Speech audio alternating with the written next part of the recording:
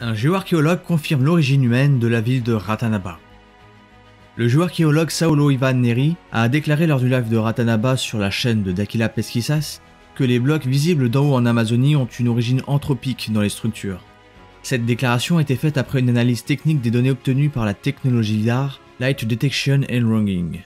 Ces lignes vues par le LIDAR sont des coupes anthropiques dans le terrain, c'est-à-dire avec une intervention humaine. Ce sont des lignes très droites que nous pourrions observer sans la végétation. En outre, nous avons réalisé une étude paysagère prenant en compte la géologie, la géomorphologie, le réseau de drainage et le contexte archéologique, précise le professionnel. Lors de la diffusion en direct, le géoarchéologue a présenté une analyse préliminaire du paysage. Selon lui, la présence des traces rectilignes diffère des schémas érosifs naturels de la région, indiquant une origine humaine dans les structures. Les études scientifiques montrent qu'il n'y a pas de faille géologique dans la région, ce qui exclut un schéma naturel. Il est clair que les schémas érosifs qui ont agi dans la région pendant des milliards d'années ont construit des formes très différentes de celles identifiées par la méthode LIDAR, a déclaré Neri. Les réseaux de drainage identifiés dans la région constituent le deuxième fait qui soutient la possibilité de l'origine anthropique des formes identifiées. Les relevés topographiques et les relevés des bassins hydrographiques effectués par l'armée brésilienne et l'Institut brésilien de géographie et de statistique, l'IBGE, ont été utilisés dans cette étude comparative avec les images du LIDAR et ont confirmé l'intervention humaine.